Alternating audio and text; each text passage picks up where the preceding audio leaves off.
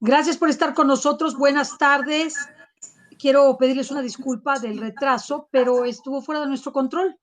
Nosotros hemos puesto todo el esfuerzo necesario, sin embargo, la plataforma que usualmente tenemos, pues no funcionó, así que no pudimos transmitir y le digo al padre Tadeus que es el culpable de decir tantas buenas cosas. Gracias, padre Tadeus, por estar con nosotros. Buenas tardes. Gracias a todos los que nos ven y nos escuchan el día de hoy. El día de hoy, que es el día 28 o 28, el Padre nos va a hablar, nos va a seguir hablando sobre Jesucristo y sobre la importancia del amor que tengamos a Jesucristo en esta segunda parte del tema que ayer ya se había iniciado. Entonces vamos a darle entrada, les pedimos una disculpa, vamos a tratar de contestar sus preguntas, vamos a que yo las reciba y pueda pedirle al Padre que nos haga favor de contestarlas. Así que Padre Tadeus puede hacer una oración inicial. Recuerden que las oraciones se encuentran en un video aparte, tú puedes hacerlas, va a estar ligado ese video a este video y escucha la reflexión, que eso es muy importante para ti. Así que muchas gracias Padre Tadeus. Sin más, inicie usted con su oración inicial y inicie con el tema que va a desarrollar. Muchas gracias. No, gracias por la invitación otra vez. En el nombre del Padre, y del Hijo, y del Espíritu Santo. Amén. Dios Padre, te damos gracias por tu Hijo Jesús. Te damos gracias que Él libremente escogió sufrir por nosotros. Él aceptó este cáliz de sufrimiento, que Él libremente nos escogió y nos amó hasta el fin de su vida. Te damos gracias que tu Espíritu Santo lo hace presente en la Santa Eucaristía, en cada Santa Misa, que podemos recibirlo como lo recibió nuestra Madre María. Pedimos, Padre, que este Espíritu abre nuestras mentes, nuestros corazones, para conocer más a tu Hijo Jesús y saborear el amor que arde en su corazón para nosotros. Todo eso pedimos en nombre de Jesús, nuestro Señor. Amén. María, Madre de Misericordia, ruega por nosotros. En nombre del Padre, del Hijo y del Espíritu Santo. Amén. Buenas tardes otra vez.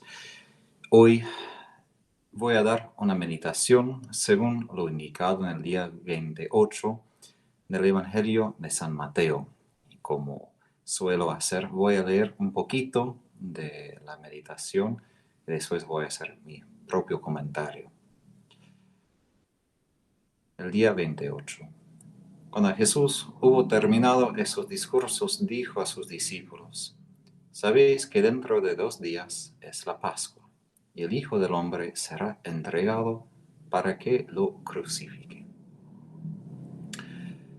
En el Evangelio de San Mateo existe una estructura a lo largo del Evangelio entre las palabras y enseñanzas de Jesús y sus acciones. Él es presentado como el nuevo Moisés, el que enseña la nueva ley, pero no solo como alguien que enseña. Él al fin es el Salvador, quien salva no solo por sus palabras, pero más que todo a través de sus acciones.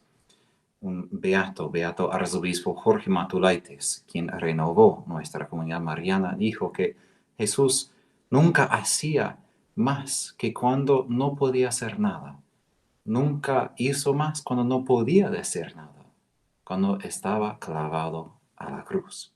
Lo que es una paradoja, porque para nosotros pensamos en el rendimiento, en la productividad, en la capacidad de hacer muchas cosas. Pero Jesús redimió el mundo justo cuando no podía hacer mucho. Y esto es una cosa bien importante, nuestra meditación sobre Jesús y también sobre María, su madre y nuestra madre. Sí hablan, pero más que todo actúan. En la meditación sobre las virtudes evangélicas de María, Pablo VI dijo que palabras instruyen, pero ejemplos atraen. Más que todo, los cristianos en todos los siglos son atraídos hacia Jesús, no solo por lo que dijo, pero más que todo por lo que hizo por nosotros en Calvario. Y Jesús, todo lo que él predicaba, lo hacía. Es decir, cuando él predicaba el amor al enemigo en el Sermón del Monte, en Mateo 5 hasta el capítulo 7, él cumplía cada palabra en su pasión. Entonces, antes de ese capítulo, Jesús estaba enseñando sobre el fin del mundo, sobre el juicio, que incluye mucho sufrimiento, y ahora él mismo entra al fin de su mundo, es decir, al fin de su vida, y nos muestra cómo vivir todas las enseñanzas de su vida. ¿Por qué? Porque más que todo es en medio del dolor, del sufrimiento, que se prueba si de verdad vivimos el Evangelio. Es fácil vivir una vida de gratitud con el Señor cuando nos bendice con consuelos y dulzura. Es otra cosa ser fiel al Dios Padre cuando nada va bien, cuando todo va en nuestra contra. Y Jesús manifiesta que es fiel aun en los momentos peores, como María, ella quien acompañaba a Jesús hasta el fin, que nunca retiraba, nunca decía no. Ella no retiraba su amén. Ella decía este amén hasta el final. Y en la consagración, ¿qué vamos a hacer? Vamos a pronunciar palabras, pero esas palabras necesitan hacerse reales, hacerse nuestra realidad, porque hemos aprendido mucho, pero otra cosa es vivir lo que hemos aprendido. Hubo un estudio un poco famoso de psicología sobre los cristianos, y creo que fue hecho por un cristiano. Y lo que hicieron fue tener un grupo de cristianos y primero hicieron una encuesta de cómo podrían describir su sentido de humildad, si se sentían humildes. Y bueno, muchos decían que no se sentían humildes para nada. Después leían un artículo sobre la humildad. Y después de leer el artículo, de vuelta cumplieron otra encuesta. Y de repente todos se sentían más humildes, simplemente porque leían un artículo. Pero de verdad, ninguno estaba más humilde que antes, porque leer un artículo no hace uno crecer en la humildad. Aún más, como Pablo dice, leer y saber y conocer más es una tentación muchas veces a la soberbia. Entonces, necesitamos cuidarnos de equivocar, que simplemente porque me gusta la idea de estar consagrado a María, las ideas contenidas, por ejemplo, en ese folleto que me agradan, me animan, no quiere decir que de verdad voy a vivir todas esas palabras. Eso es otra cosa. Una cosa es que me encanta la idea. Otra cosa es que la idea quizás no me encanta, porque la realidad de la cruz, por ser la cruz, no encanta a nadie, ni a Jesús. Él mismo rezaba y pidió al Padre que quitara de él este cáliz.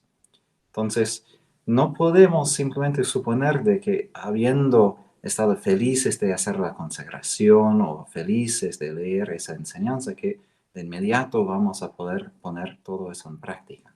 Eso va a exigir más oración, más tiempo, muchas oportunidades para que esas palabras que decimos en la consagración final se hace realidad, se hace una realidad cotidiana y no simplemente un deseo, porque es fácil decir las palabras como un deseo, como promesa, pero debemos cumplir la promesa, debemos vivir la promesa. Y Santa Teresa de Ávila, describiendo los religiosos, ella dijo que a veces damos a Dios todo en nuestras manos, pero después empezamos a sacar unas cosas. Empezamos a tomar de vuelta lo que hemos puesto en sus manos porque no estamos tan seguros de ofrecer todo, ¿no? Entonces es importante cumplir esa promesa de ser cristianos de nuestra palabra, palabra que se hace carne, palabra que se cumple. Y eso es una característica de Dios, que lo que Él dice, cumple. Vemos esto en las primeras páginas de Génesis, cuando dice que haya luz, se hizo la luz. Y lo mismo cuando Jesús, en lo que vamos a meditar ahora, dice, este es mi cuerpo, se hace su cuerpo.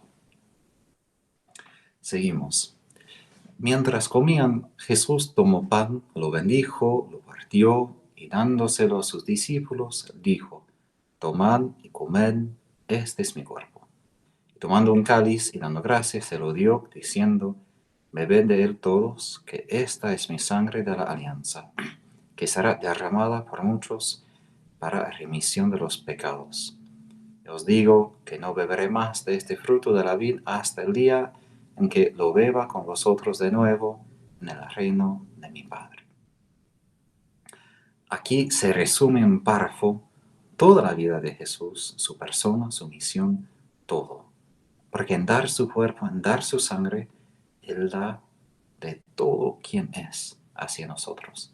Y eso no solo es una acción, esto expresa quién es Él en su esencia como hijo. ¿Por qué? Él diciendo esas palabras transforma la realidad a través de sus palabras. Porque Él tiene ese poder de Dios, de lo que dice, hace. Y nosotros como cristianos compartimos ese poder de Dios con el Espíritu Santo. Y por eso las oraciones tienen efecto. Y también cuando decimos que no debemos maldecir, maldiciones tienen efecto porque tienen poder nuestras palabras. Y aquí vemos, Jesús tiene ese poder sobre pan, sobre vino, de transformarlos completamente. Pero desde afuera no cambian.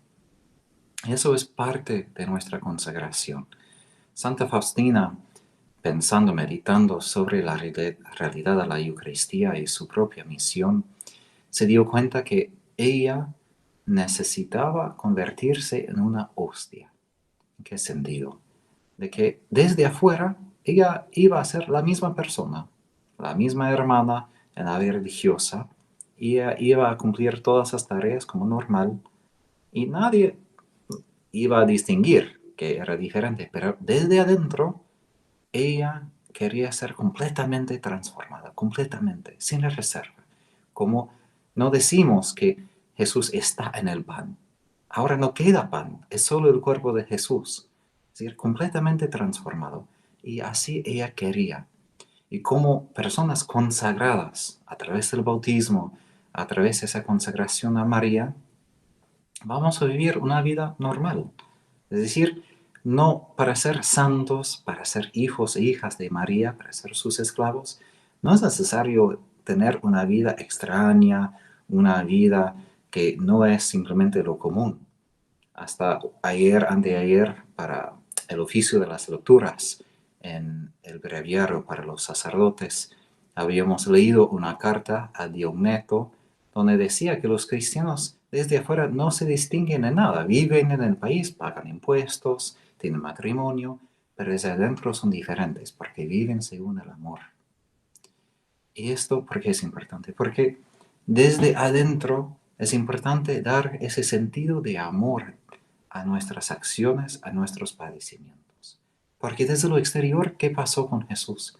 Murió una muerte terrible, de sufrimiento, de tortura. Crucifixión fue la pena de muerte más cruel en el mundo antiguo. Eso fue desde afuera, pero desde adentro, el significado que Jesús dio a todo esto, que era amor. Eso es la diferencia. Vamos a padecer lo mismo que los demás. Jesús no promete que, porque eres mi discípulo, todo te va bien. No, hasta promete que no. En ser mi discípulo tienes que seguir a mí, a propósito, hacia Calvario, hacia la cruz. Pero donde el mundo solo ve sufrimiento, nosotros vemos desde adentro que es amor. Que ahí se transforma el Espíritu Santo a nosotros. Entonces, en esa consagración participamos, en esa consagración de la misa, donde el Espíritu Santo da sentido a todas nuestras vidas, a lo que padecemos, lo que sufrimos, nuestros enojos, alegrías, todo. Porque da sentido en dirigir todo esto hacia el Padre. Porque Jesús, en dar a sí mismo, lo dio a sí mismo, se dio a sí mismo, porque en agradecimiento, en gratitud al Padre, por todo lo que había ya recibido de Él. Por eso llamamos la misa la Eucaristía, que en griego se traduce como agradecimiento, acción de gracias. Es decir, lo que Jesús hacía no fue como un sacrificio de que Él hizo una cosa extraordinaria de su buena voluntad. No, Él hizo simplemente una acción de gracias, gratitud por todo lo que el Padre ya lo había hecho. Nosotros también, esa consagración no es algo que extraordinaria, que nosotros hacemos extra, no. Es una acción de gracias, es una manera de participar en esa consagración de Jesús por el Espíritu Santo para la gloria de Dios Padre, que incluye como primera persona a María, porque ella estaba junto al pie de Jesús crucificado. Y María quiere incluir a nosotros en esa misma consagración de Jesús que ella tenía con ese mismo espíritu, y ella quiere compartir esa transformación con nosotros. Y por esto es importante esa idea de que el domingo, yo sé en diferentes países a veces el domingo es considerado el día último de la semana, el lunes el primer día, pero al menos en Estados Unidos es considerado el primer día de la semana. Perdón. En mi entendimiento, en la teología es importante entender que la misa es el primer día de la semana.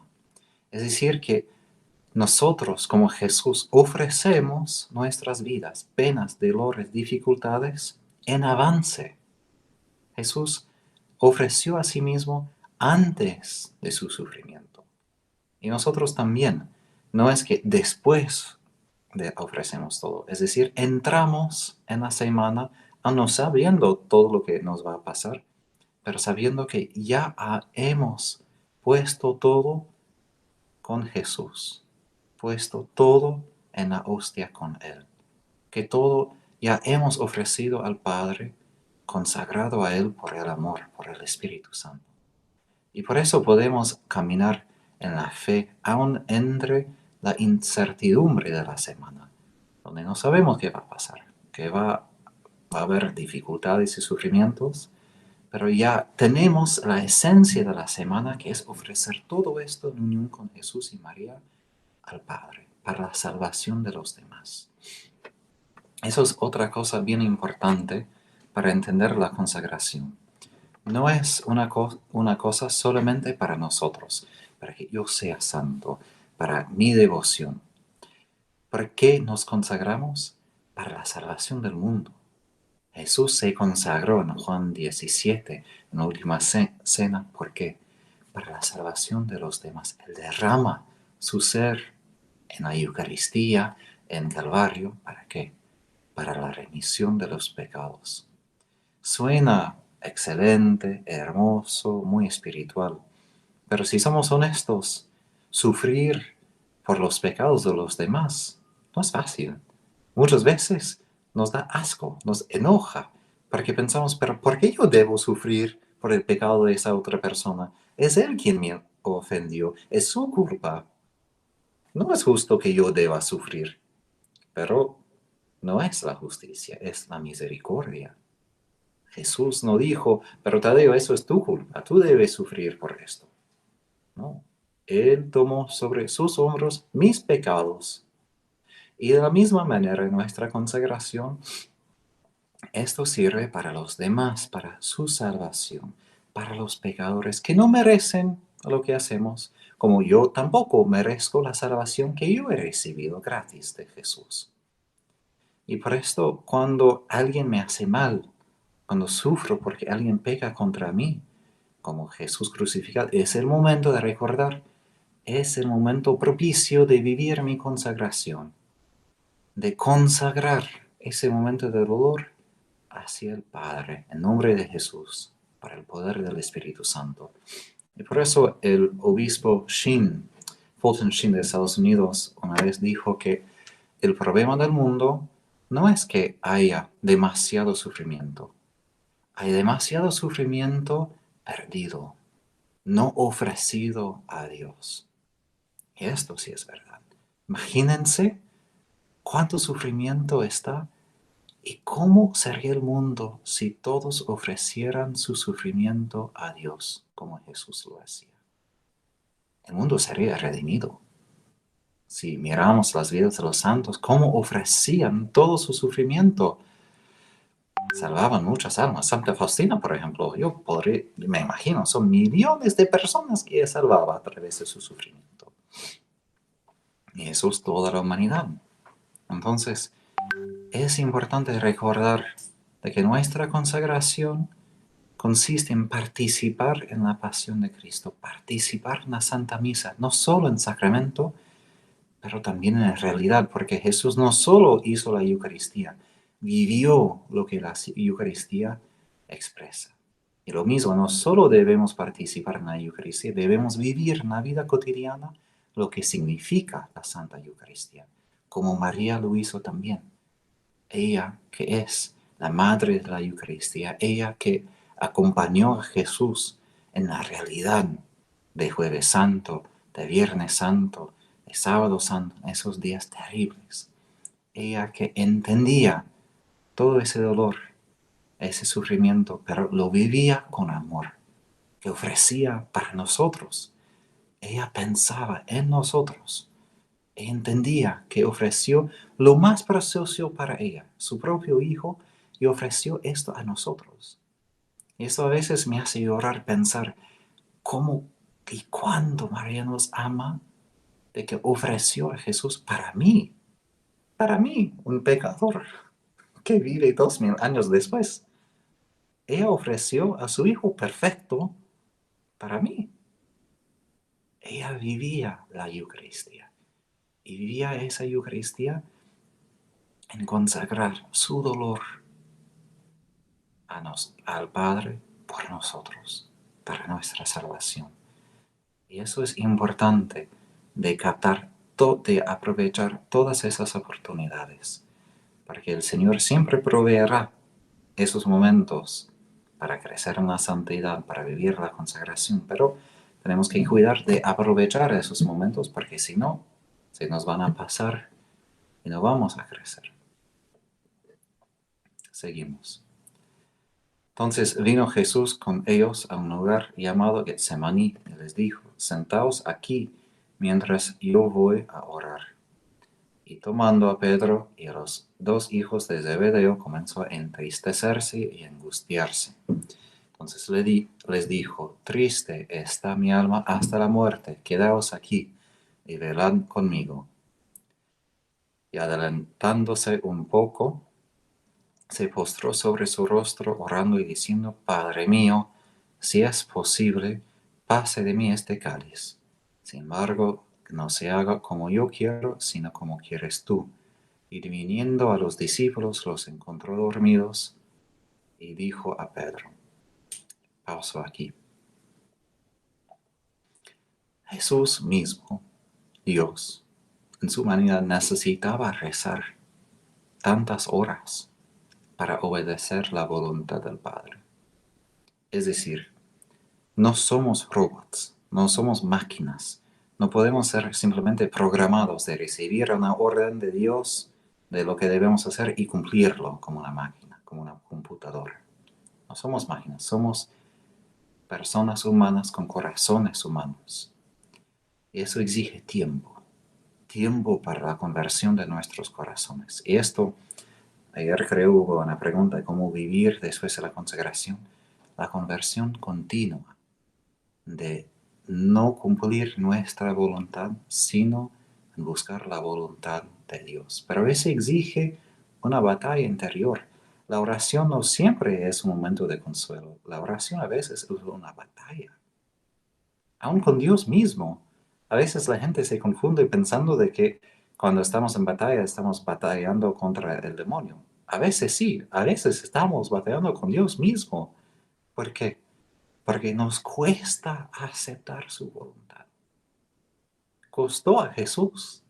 Si Jesús mismo tuvo que rezar horas, ¿cuánto más nosotros, pecadores, necesitamos tiempo para vivir esa consagración? Es imposible vivir la consagración sin el poder, sin la fuerza del Espíritu Santo que primeramente nos viene a través de la oración, que viene en esos momentos de silencio cuando estamos totalmente postrados frente a Dios. Es una posición de total humildad, donde no tenemos nada. Sabemos que somos débiles y dependemos totalmente de Dios Padre. Y una cosa que me encanta de Jesús es que Él es muy honesto. Él no viene al Padre diciendo lo que Pedro dijo, que, sí, Jesús, yo voy a morir sin problema, yo voy a ser fuerte. No, Jesús mismo no dijo eso al Padre, que sí, yo voy a morir, ningún problema. No. Él admitió, si es posible, pase de mí este cáliz. Admite la verdad de que se estremece su corazón frente de este cáliz. Pero después de admitir su debilidad, podemos, entre comillas, su debilidad, después dice, no se haga como yo quiero, sino como quieres tú. Quiere decir que en la oración nos enfrentamos entre mi debilidad y la voluntad de Dios. Eso exige tiempo, ¿no? Para admitir dónde estoy y qué pide Dios. Para que su gracia, la gracia del Espíritu Santo, pueda entrar a mi debilidad para liberarme, hacerme capaz de cumplir la voluntad de Dios. Porque por mí mismo no soy capaz de cumplir la voluntad de Dios en nada. Es pura gracia cumplir la voluntad de Dios, pura gracia. Por eso seguimos con el último párrafo. De modo que no habéis podido velar conmigo una hora. Velad y orad para que no accedáis a la tentación. El espíritu está pronto, pero la carne es flaca. De nuevo, por segunda vez fue a orar, diciendo, Padre mío, si esto no puede pasar sin que yo lo beba, hágase tu voluntad. Y volviendo otra vez, los encontró dormidos, tenían ojos cargados. Dejándolos de nuevo, se fue a orar por tercera vez, diciendo aún las mismas palabras. Luego vino a los discípulos y les dijo, dormid ya y descansad, que ya se acerca la hora y el Hijo del Hombre va a ser entregado en manos de los pecadores. Levantaos, vamos, ya llega el que va a entregarme. Aquí vemos el opuesto de Jesús. Pedro y los otros discípulos que no pueden rezar o no escogen rezar. ¿Y qué pasa? Son débiles, no pueden hacer lo que Jesús les pide. En el momento más importante de la vida de Jesús, cuando necesita apoyo en su humanidad, ellos no pueden proveerlo. ¿Por qué? Porque no están rezando. La carne es débil. Y esto describe a muchos de nosotros de que el espíritu está pronto. Queremos, tenemos el deseo, pero después, ¿qué pasa en la realidad? La debilidad nos oprime y no podemos vivir de verdad. Y eso es triste, porque no vivimos todo lo que queremos. Vivimos quizás la mitad de lo que queremos, aún menos, porque vivimos no según la voluntad de Dios, vivimos según nuestra debilidad, ¿no? Y no tiene que ser así. Podemos rezar con Jesús, podemos estar, aun cuando estamos dormidos, cuando estamos débiles, pero el asunto es intentar estar al lado de Jesús, aun en nuestra debilidad, para aprender a rezar con Él. Porque si no, no vamos a poder pasar la hora con Él, no vamos a poder cumplir con la consagración, porque sabemos lo que pasó. Los otros que hicieron se huyeron. Solo Juan estaba al Calvario junto a Jesús con María, y María Magdalena y dos otros. Todos abandonaron a Jesús porque no se habían preparado. Porque en un momento no podemos simplemente por la fuerza de la voluntad decir que así voy a ser fiel a Jesús. No. Si no hemos preparado a nosotros mismos, no podemos ser fiel en el momento de la prueba. Por eso es tan importante las oraciones finales del Padre Nuestro. No nos permites caer en la tentación y líbranos del mal. Esa palabra tentación no refiere a una tentación normal en griego, perasmos, refiere a la última prueba, una prueba final que pone en peligro la salvación propia y del mundo. Es una prueba grande. Y debemos, por un lado, preocuparnos por esto. Yo como sacerdote me he dado cuenta que el enemigo ataca mucho más que yo había esperado. Que hay pruebas que nunca había esperado ni pensado que iba a pasar. Pero el enemigo es terrible. Y aprendí que es importante prepararme ya en avance mucho. No dejar de ser vigilante, porque el enemigo está. Él busca la manera de hacernos caer. Y Él busca dónde está nuestra debilidad. Dónde podemos como dormir. Y dormir en ese sentido no es simplemente dormir físicamente, porque eso no hace mal. El Señor mismo dormía mucho durante su vida.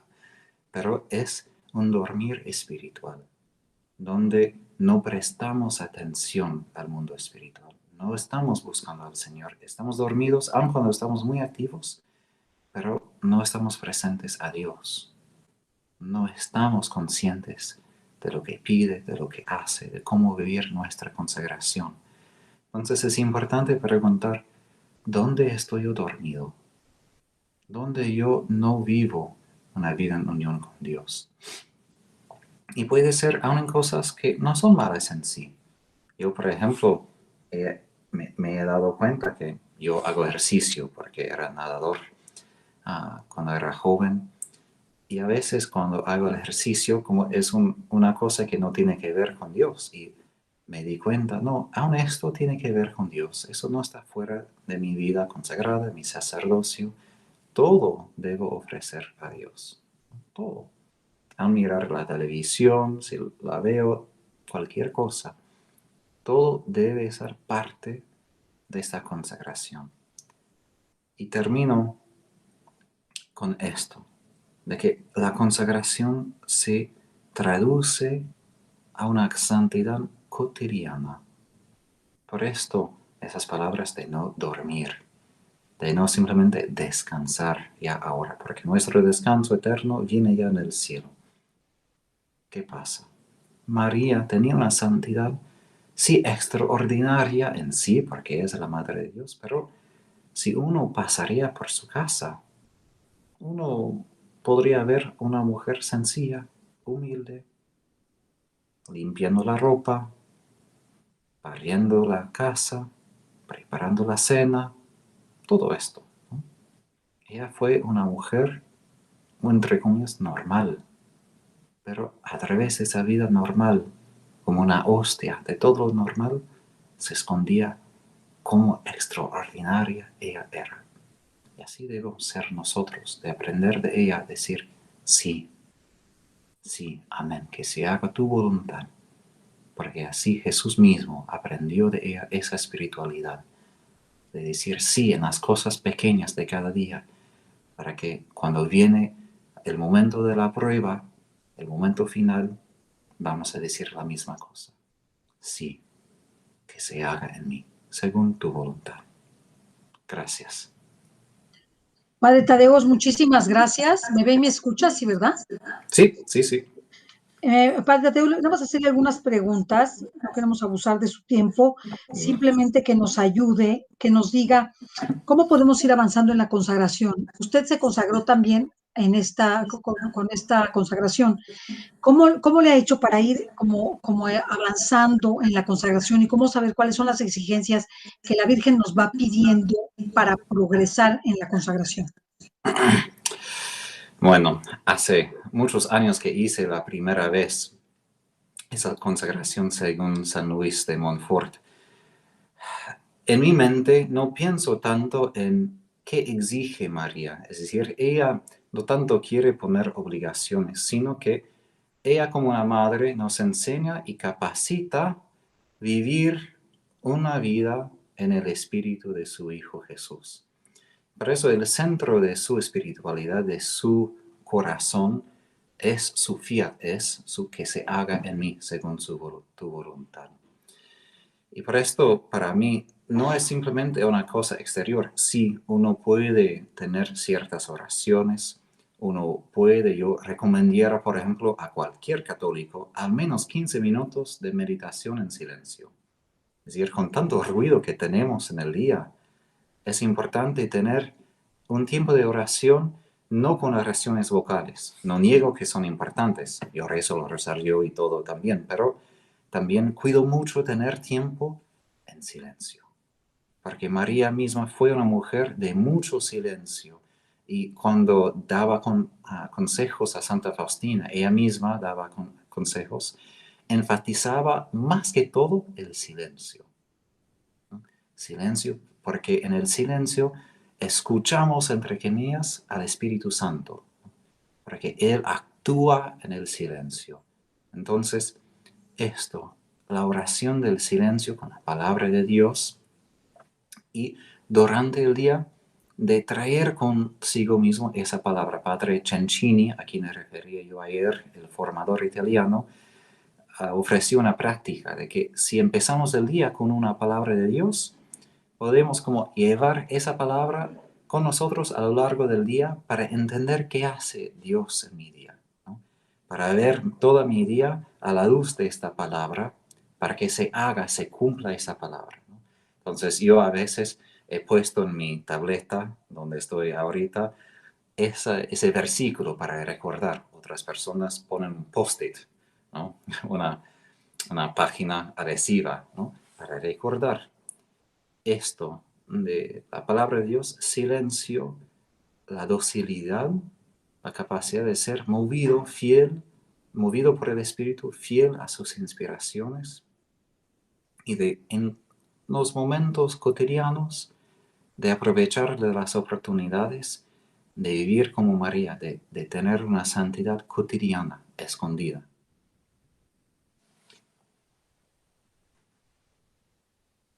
Perdón, no escucho, le veo, pero no escucho.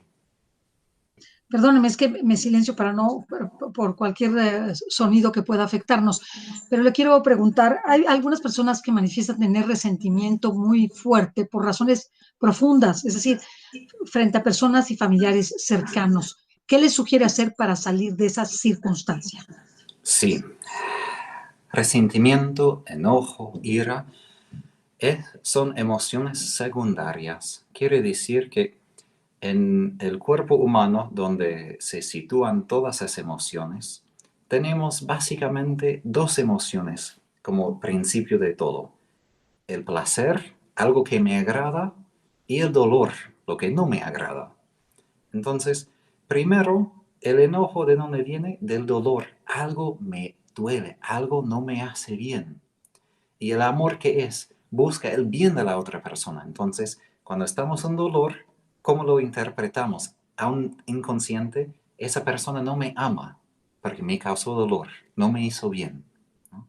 Entonces, de vuelta, ¿qué hace surgir en nosotros? Primero, tristeza, porque nadie está feliz cuando está en dolor, por el dolor mismo. Segundo, el enojo, que, ¿qué quiere hacer? Quiere quitar ese dolor de mi vida. Entonces, si esa persona es la causa de mi dolor, la va a quitar de mi vida, ¿no? O si esta cosa, esa enfermedad es la causa, la raíz de mi dolor, la voy a quitar de mi vida, ¿no? Pero con personas no debemos echar personas de la vida. Es decir, que podemos tener límites con personas a causa del abuso, de muchas cosas, ¿no? Pero como cristianos siempre distinguimos entre la persona que es redimida ya por Cristo y sus pecados, ¿no? Porque el mismo Señor hizo esa distinción conmigo, ¿no? Vio que soy más grande que mis pecados, ¿no? Entonces, para entender, para manejar mejor esas emociones, primero, ¿qué diría yo prácticamente? De punto de vista psicológico, diría, escriba todo lo que duele, todo el enojo, pon en palabras.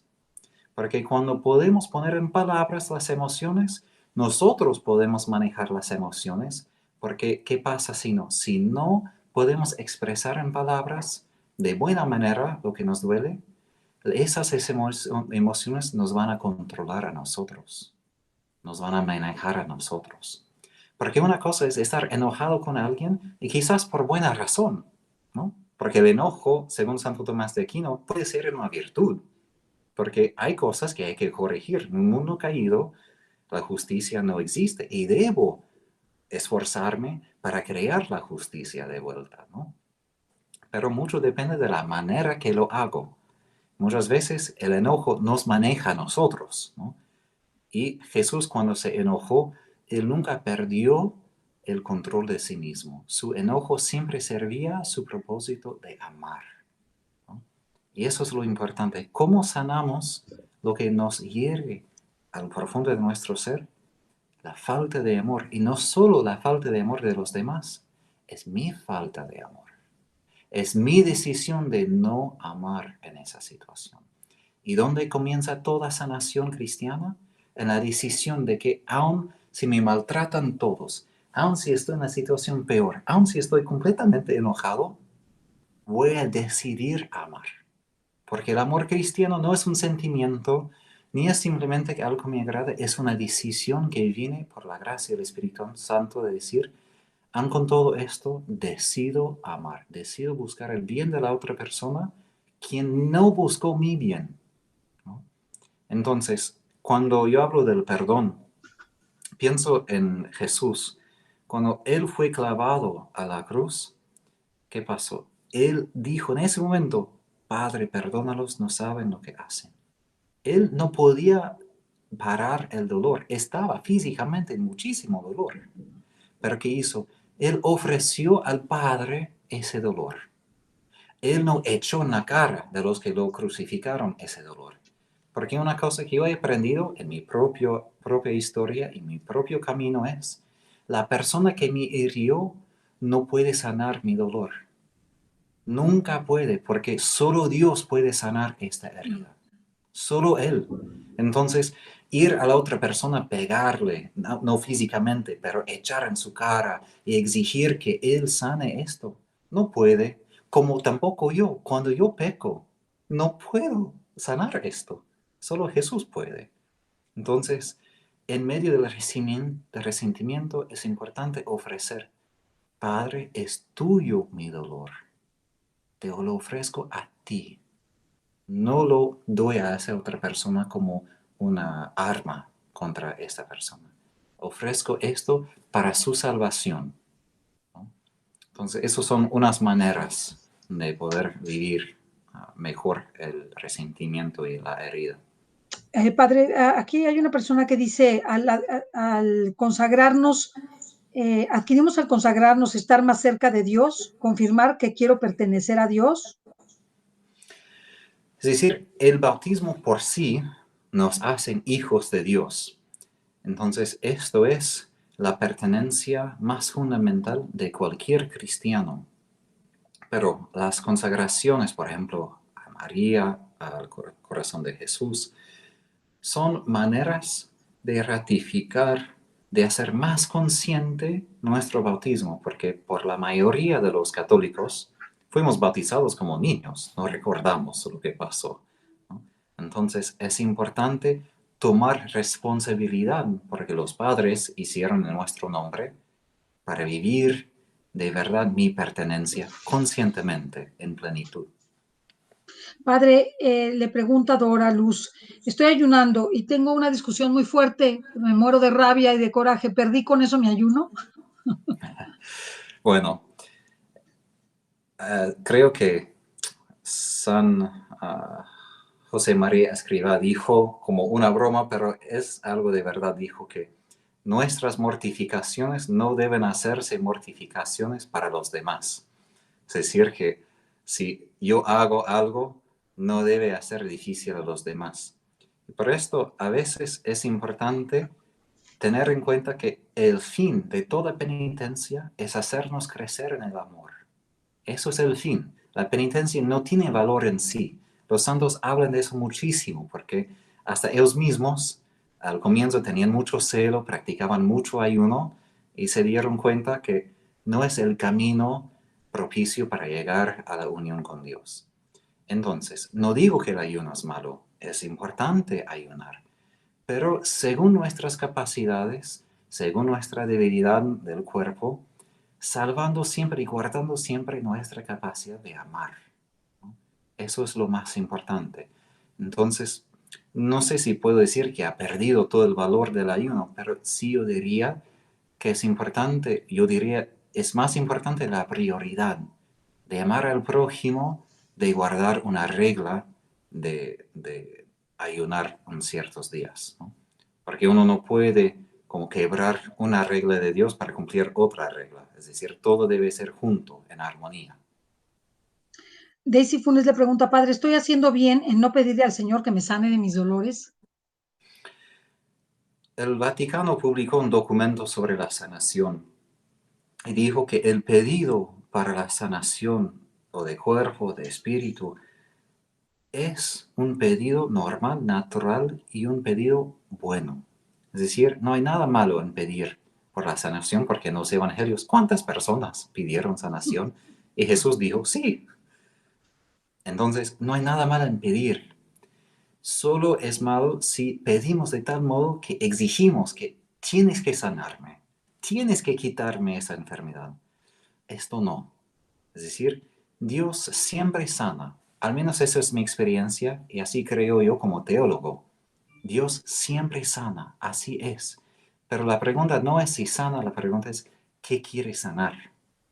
A veces no quiere sanar ese dolor, quiere quizás hacerme crecer en caridad, en amor.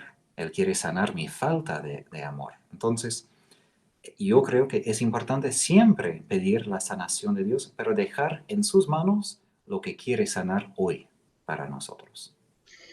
Ana Pineda, o Pineda, perdóname, Ana Pineda dice, ¿cómo ofrecer mi sufrimiento si mi hijo es alcohólico y demasiado irrespetuoso conmigo? A lo mejor estoy purificando mi mismo pecado con todo esto. ¿Qué piensa, padre? El sufrimiento es una mezcla de propia purificación y también redención de los demás. Uno no debe mirar demasiado a uno mismo pensando que ese sufrimiento es para mi pecado, es para otro. Deja todo eso en las manos de Dios, porque ¿qué pasa? Es una tentación de mirar a uno mismo en vez de mirar a Jesús. Deja que Jesús entienda lo que está haciendo con nosotros. Nuestra parte es mirar a Él. ¿Y cómo consagrar esto? Más que todo es permitir que el Espíritu Santo consagre esto. Una cosa en la teología que decimos es que consagrar técnicamente es una acción de Dios. Es lo que Él hace en nosotros. Entonces, cuando decimos que nosotros nos consagramos a María, es decir, que estamos pidiendo que el Espíritu nos consagra a Jesús a través de María. Y para el sufrimiento, ¿cómo podemos consagrar? Simplemente pedir, Espíritu Santo, ven, consagra ese dolor, consagra este momento con el fuego de tu amor.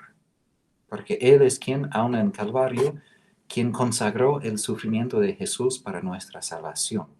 Entonces, es tomar un momento, respirar quizás profundamente, y puede ser simplemente bajo el respiro, ven Espíritu Santo. Esto nomás. Algo muy sencillo, pero pedir su presencia. Dice, justo el día de hoy, Elena pregunta, me dijo el sacerdote en mi confesión general, todos los consagrados debemos cuidar de que nuestra devoción no sea una falsa devoción, como San Francisco de Sales apuntaba en algunas cartas que él escribió. ¿Usted qué aconseja para que no se trate de una falsa devoción? Bueno, San Luis de Montfort también en el libro de la devoción verdadera a María habla bastante sobre las diferentes formas falsas de devoción a María. La única manera que va al grano, podemos decir, de la devoción verdadera es vivir lo que decimos. Esto. Las formas falsas, todas son formas de esquivar lo que hemos prometido, ¿no? Que queremos la apariencia, que nos gusta la idea, pero no vivimos la realidad. Entonces, para vivir de verdad y tener una devoción verdadera a María, yo diría quizás esa pregunta: ¿estoy yo preparado a estar con María debajo de Jesús crucificado? ¿Estoy yo preparado a estar ahí con ella? Porque si estoy preparado a esto, bueno, nada me va a quitar de su lado ni del lado de Jesús.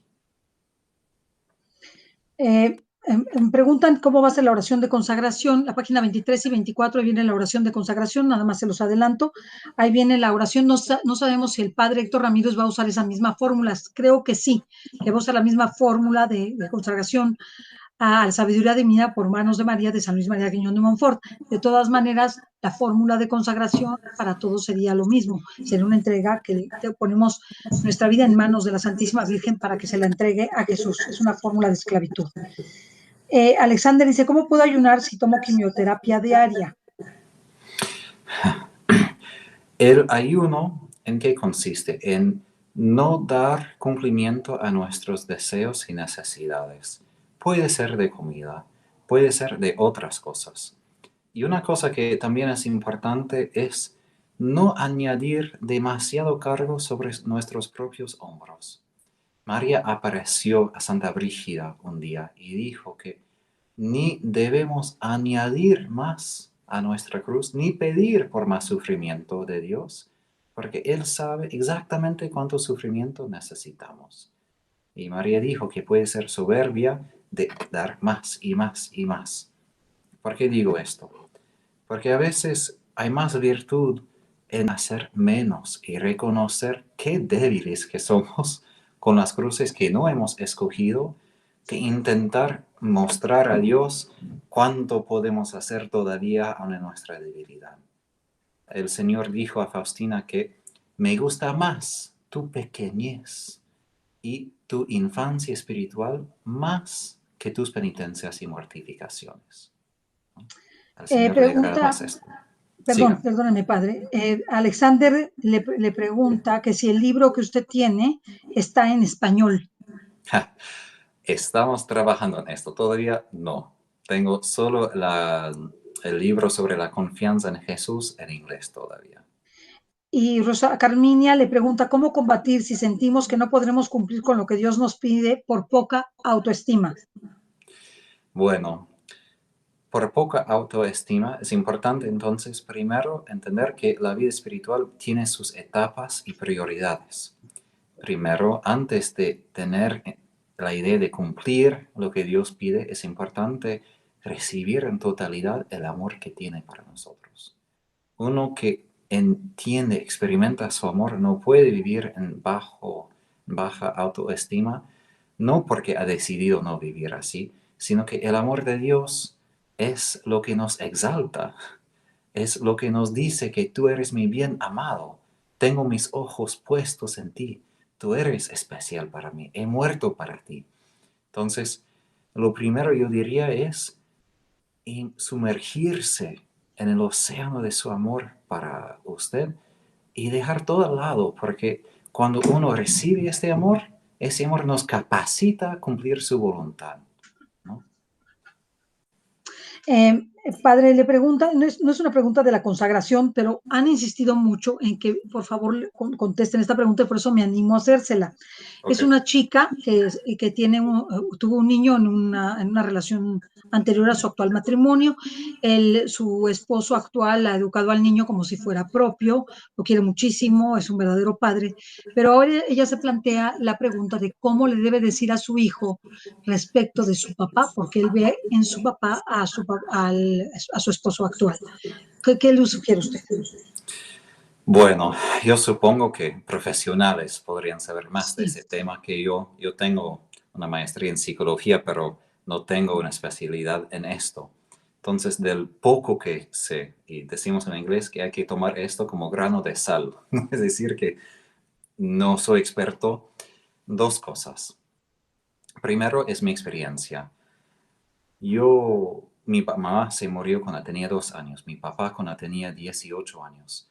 Y solo después de la muerte de mi papá escuché muchas cosas sobre la familia que nadie me había dicho, que me sorprendió mucho. de que mi papá y mi mamá estaban casados a otras personas antes de que se casaron a sí mismos, ¿no? Entre sí. Y que mis hermanos no eran mis hermanos, eran de otra pareja. Entonces, yo Pobre. no me destrozó, pero lo que dejó una huella en mí de que, ¿por qué mi papá nunca me dijo todo esto? No es que no podría manejar esto, pero de sentir que desconfío que hay que tener una imagen perfecta de la familia. ¿Qué familia es perfecta? Todos tenemos manchas, pecados, dificultades. Entonces, y lo que yo diría es que cuando el hijo, por ejemplo, tenga cierta madurez emocional, intelectual, y eso depende de cómo crece en la adolescencia, porque a veces los adolescentes no maduran para nada, a veces son muy maduros, aún en la adolescencia, ¿no? Entonces, depende de su madurez, pero es importante que entienda de ustedes, que no aprenda de sí mismo, ¿no? Que averigua de los demás. Y eso pasó con mis hermanos, cuando aprendieron que no eran hijos de mi papá, se dieron cuenta no de él, sino de otra persona. Y esto empeoró todo, ¿no? De aprender de otra persona lo que había pasado. Sí, es muy doloroso, pero porque también preguntaba sobre la edad y eso yo creo que ella misma lo verá, ¿no? Ella misma verá la madurez con la que va creciendo su niño y cuál será el mejor momento. Sí, Yo creo que para las malas noticias, porque esta es una mala noticia en un sentido y ya con madurez es una buena noticia, conocer la verdad, pero creo que deben darse en el mejor momento emocional de la persona, no en el peor, sí. ¿no? No cuando está de adolescente, el más rebelde, pues sería un error Sí, sí, garrafal. sí. Sí, por eso digo que no es simplemente que a los 11 años, porque a veces adolescentes, niños pueden entender y confían y puede ser bien, pero otras personas de esa misma edad no podrían recibir esto para nada. Fernando Muñoz le pregunta, padre, no pude hacer mi ayuno hoy, ¿lo puedo hacer mañana? Pues desde luego, ¿verdad? Pero que usted se lo Sí, es conteste. decir que el ayuno como es algo voluntario, fuera del miércoles de ceniza y Viernes Santo, entonces uno puede hacerlo en cualquier día como un don gratuito a la Virgen. Claro. Franz Agen le pregunta, padre, ¿nos puede dar algunos ejemplos de cómo hacer penitencia? Ja. Primero, la penitencia de la lengua, de no decir cosas que no debemos decir. Y Hijo, ni simplemente cosas feas. Hay cosas que simplemente no tenemos que decir. Hay cosas que a veces queremos porque alguien nos enojó o nos dolió. Y me doy cuenta después a veces de, Tadeo, ¿por qué tenías que decir esto? No hubo una razón al fin, ¿no? No resolvió nada. Entonces, controlar la lengua. Y Santiago en su carta en el Nuevo Testamento dice de que si podemos controlar la lengua, ya somos perfectos. Es decir, que es tan difícil controlar la lengua que ya estamos en la cima de la santidad cuando podemos controlar la lengua.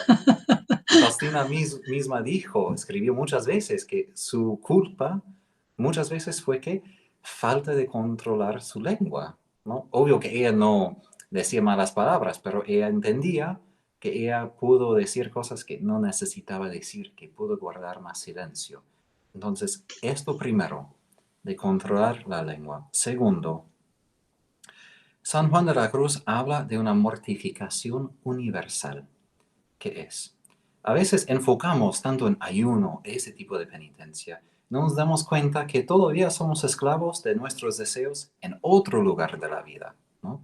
Que puede ser, por ejemplo, para mí, quizás antes del ejercicio, ¿no? Algo que como tengo que hacer, ¿no? Bueno, no tengo que hacerlo. Si un día no tengo tiempo, si mis deberes no me permiten, está bien, es mi tiempo propio, ¿no? Para despejar mi mente, relajarme un poco, pero utilizo ese ejemplo porque eso también es un ayuno, es un tipo de mortificación que he perdido lo que yo deseaba.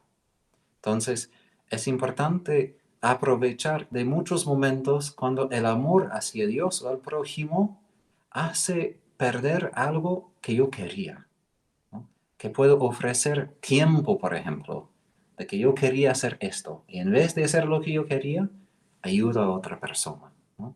Entonces, todo esto, una cosa, no sé, por ejemplo, en los países por ejemplo, de Centroamérica y de Sudamérica, pero en Estados Unidos la cantidad del tiempo que la gente pasa mirando la televisión sería un ayuno bien importante, dejar de pasar tanto tiempo en la televisión y leer libros sobre Dios o salir y estar con otras personas.